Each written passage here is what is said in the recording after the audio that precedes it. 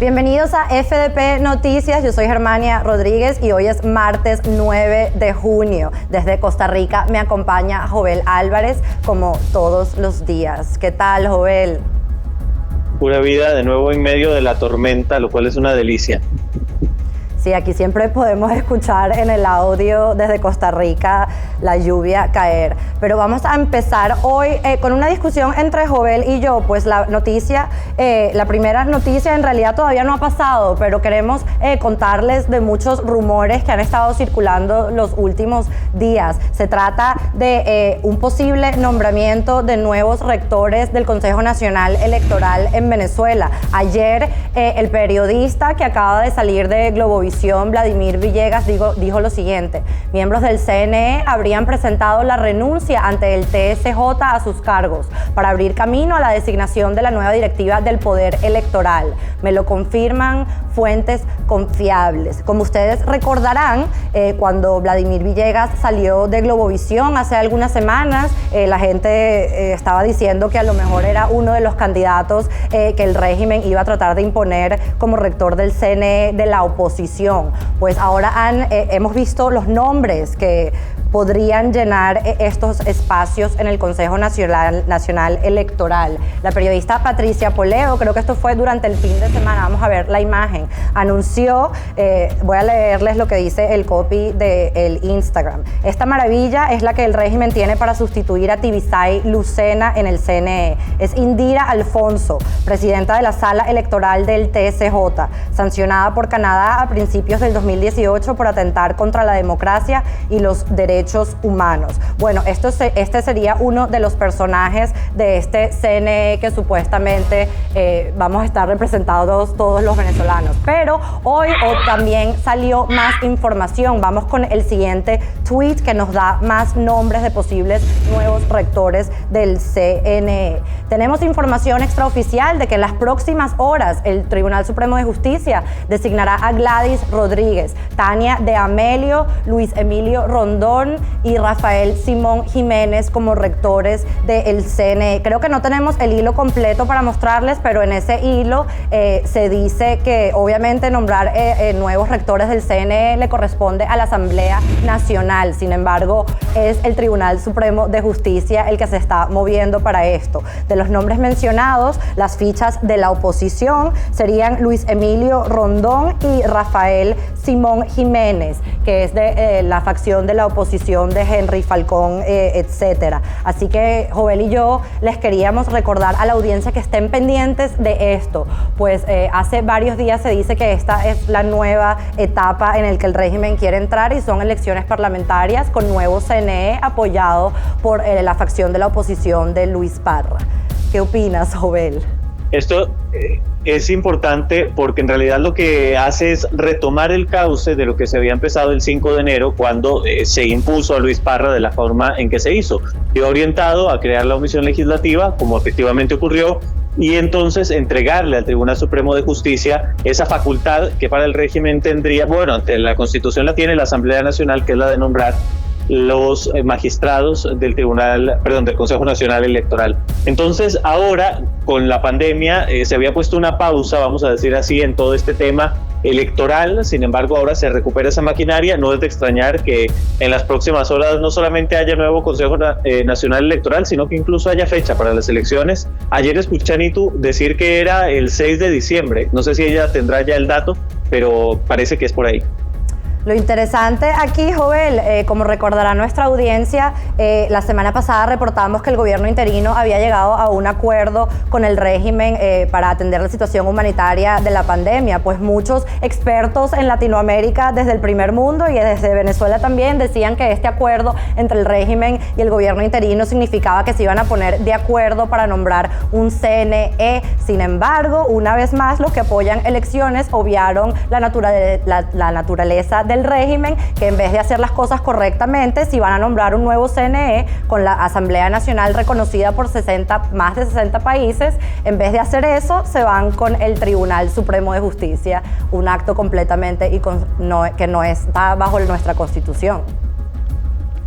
Sí, bueno, yo creo que ha quedado claro, por lo menos, a ver, no lo ha dicho explícitamente, pero por lo menos con los gestos hasta ahora, parece que Juan Guaidó no tiene intención de participar en las elecciones a la Asamblea Nacional. Entonces, aquí, y todo el mundo está muy consciente de eso, se dicen las cosas como son, cuando se critica se tiene que criticar, pero también hay una postura que es correcta dentro de todo esto, que es no participar de esas elecciones. Ahora, la gente de la que se está rodeando Guaidó es un misterio, no sabemos quién o cómo va a participar.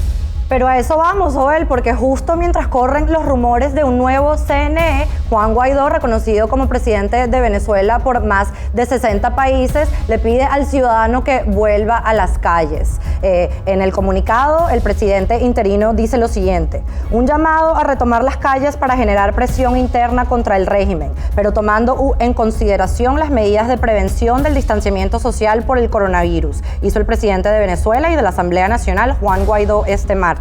En la intervención que tuvo como único orador en el proyecto de acuerdo en respaldo a la exhortación de la Conferencia Episcopal Venezolana sobre un acuerdo nacional, dijo que hoy más que nunca, desde el Parlamento, hay que llevar el mensaje y cumplir con el mandato que les dio 14 millones de venezolanos el 6 de diciembre del 2015 para la concreción de los objetivos que no son otros que el cambio y la libertad del país. Tenemos que retomar las calles respetando el distanciamiento social.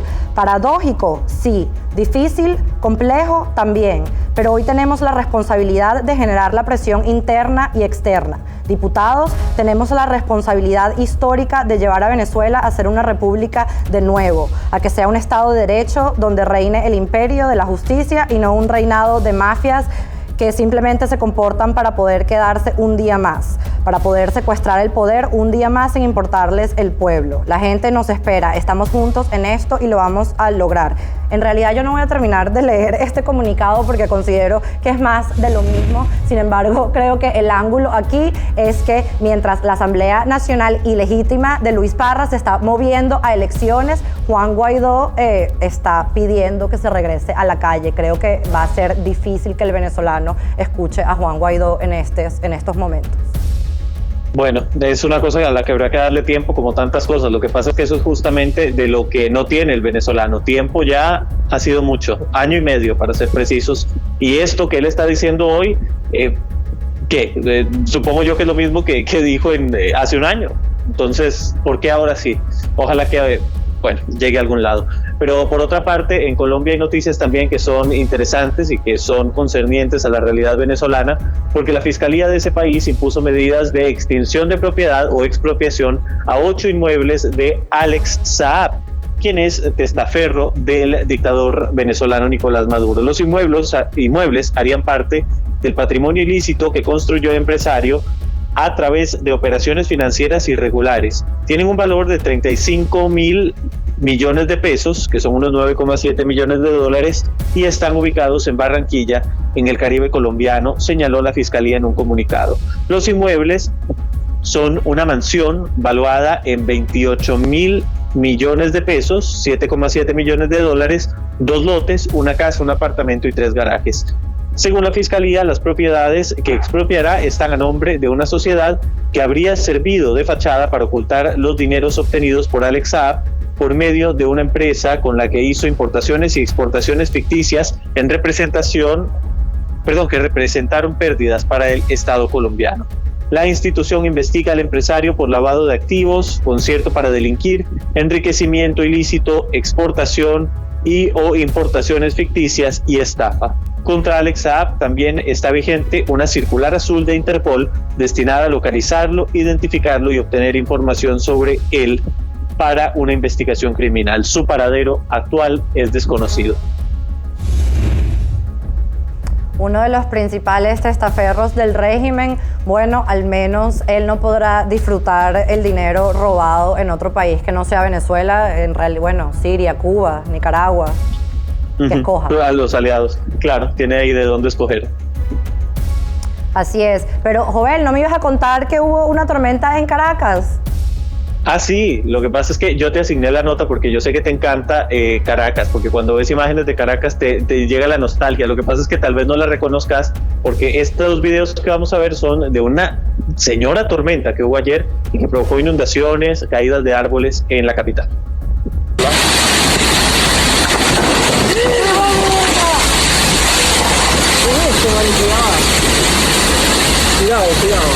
Para la hora del distribuidor Altamira, totalmente desbordado ahí lo que es la quebrada que va al Guaire.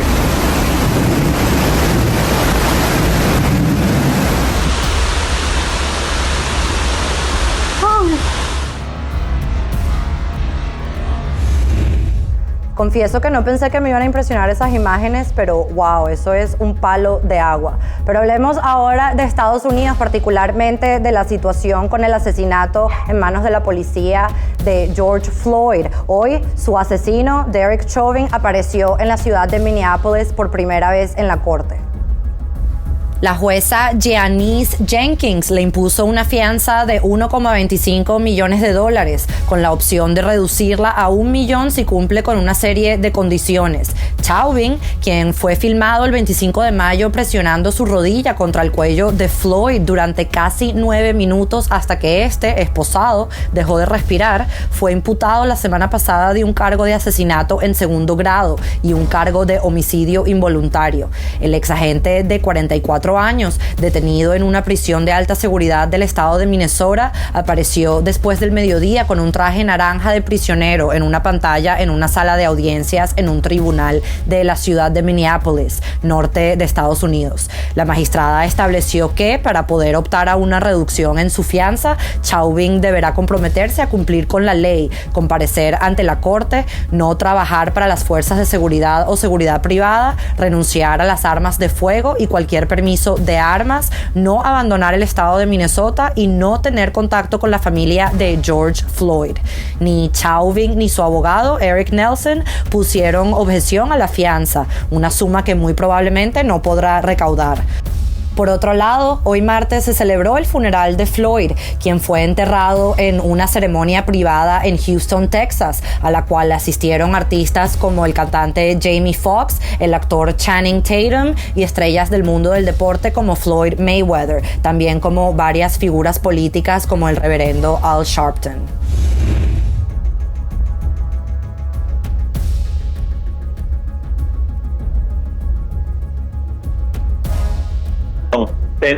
Perdón, tenía ahí un fallo en el audio. Pero lo que estaba diciendo era que hay que hablar sobre Argentina, es un cambio de tema.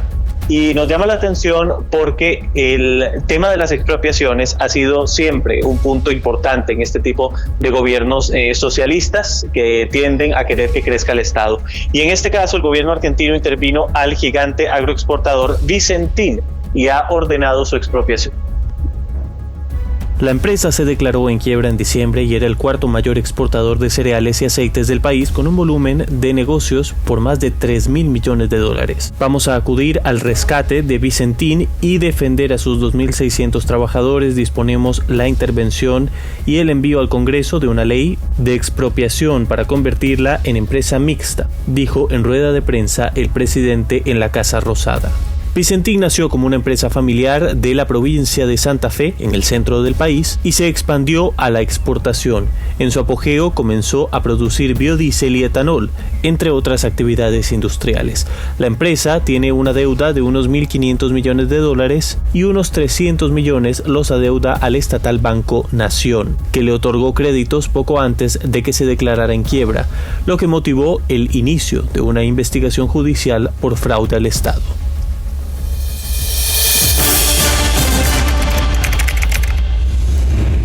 Bien, vamos a hablar ahora sobre el coronavirus y vamos a ver la evolución de los casos en los distintos países. Tenemos el mapa en pantalla, 7.185.573. Hay un aumento diario bastante interesante, bastante importante, claro, y que debe llamarnos la atención. Vamos a ver a lo largo de este bloque informativo sobre el coronavirus que solo el domingo hubo 450.000 casos nuevos en el mundo, solo en un día, lo cual indica que están subiendo alarmantemente los casos diariamente en los diferentes países. Estados Unidos se acerca a los 2 millones, Brasil con 707,000, pero sabemos que el gobierno de Jair Bolsonaro ya no publica las cifras de la manera que lo hacía antes. Hay una opacidad importante con este gobierno. Rusia se acerca al 500,000 de casos y en el cuarto lugar está de momento el Reino Unido. El país latinoamericano que va acercándose más a estos números tan importantes es Perú, que está a nada de tener 200,000 casos ya registrados. En cuanto al número de muertes, hay 408,954 muertes en todo el mundo, de las cuales 111,000 son ya en los Estados Unidos. Pero bueno, vamos a hablar de un tema que está generando polémica. Se refiere a los pronunciamientos que ha hecho la Organización de las Naciones Unidas sobre los asintomáticos. Primero se decía que eran un peligro importante, que de hecho eran la principal fuente de contagios. Después, el día de ayer dijeron que no era así, que en realidad los asintomáticos no transmitían o lo transmitían rara vez el coronavirus. Hoy han rectificado y esto es lo que han dicho. María Van Kerkhove, de zoonosis y enfermedades emergentes de la OMS, participó este martes en una videoconferencia e intentó aclarar sus dichos de ayer. La doctora sostuvo que la propagación asintomática es una cuestión realmente compleja y que todavía se desconoce mucho al respecto. En realidad, todavía no tenemos esa respuesta, dijo. Sobre sus argumentos del lunes, durante una conferencia de prensa de la OMS en Ginebra, apuntó: estaba respondiendo a una pregunta en la conferencia de prensa, no estaba declarando una política de la OMS ni nada de eso, solo estaba tratando de articular lo que sabemos. El mensaje de lunes enviado por la OMS generó dudas a partir de lo que se creía de los asintomáticos, que eran la principal fuente de contagio de la COVID-19. Algunas personas, particularmente individuos jóvenes, nunca desarrollan síntomas o solo los desarrollan de manera leve. Otros pueden no padecerlos hasta días después de haber sido infectados. No son buenos días para la OMS, ¿no, Joel?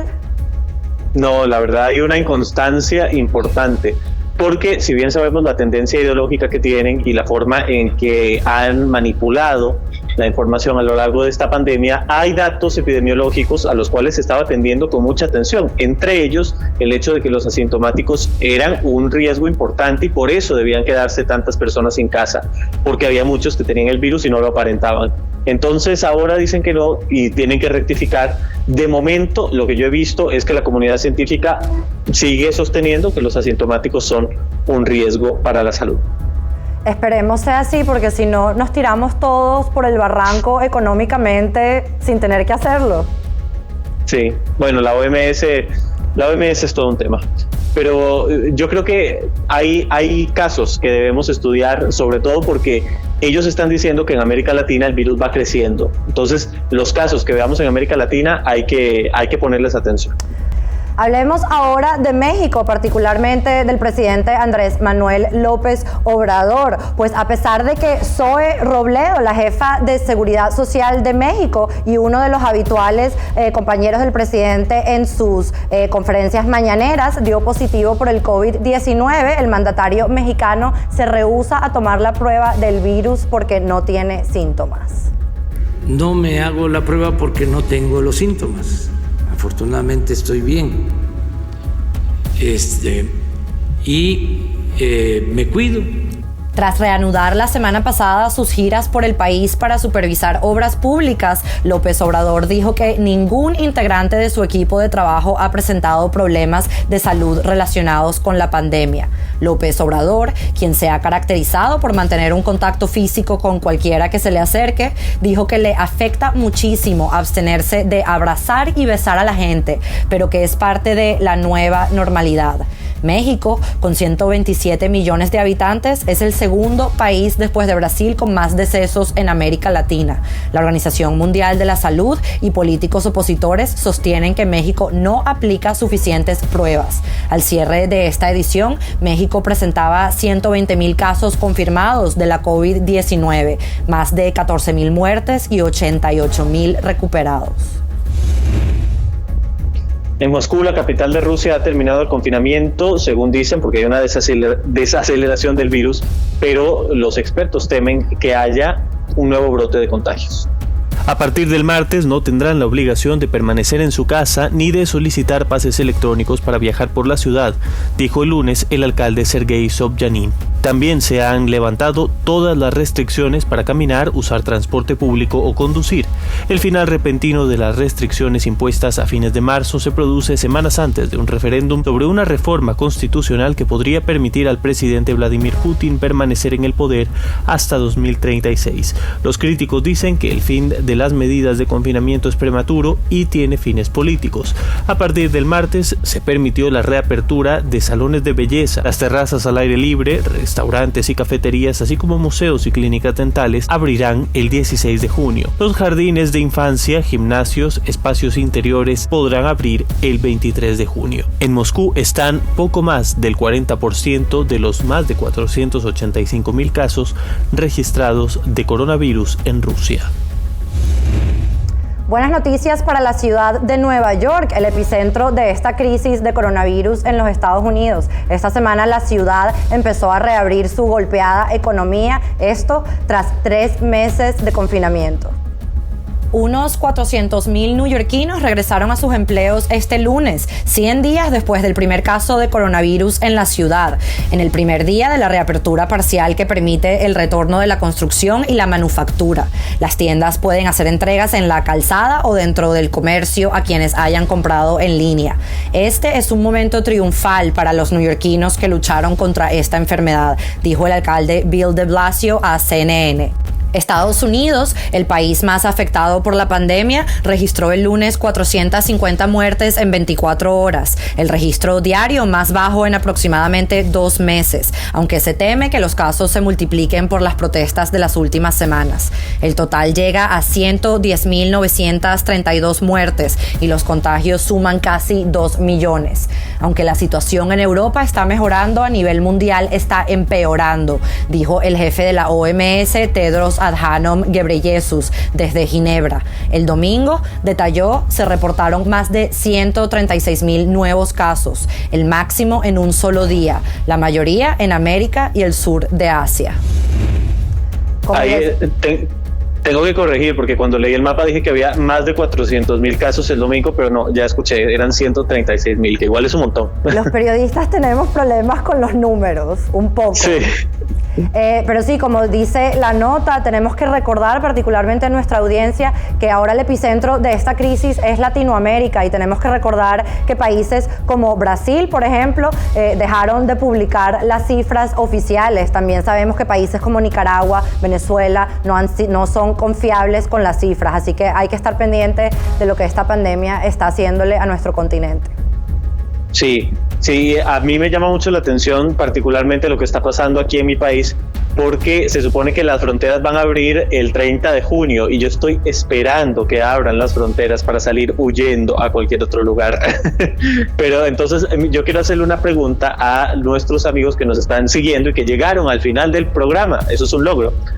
Díganos aquí abajo a qué país les gustaría ir cuando abran las fronteras, porque yo hice esa pregunta en Twitter el otro día y la gente se desbocó. Entonces díganos aquí qué país les gustaría visitar una vez que sea posible, después de que pase todo esto.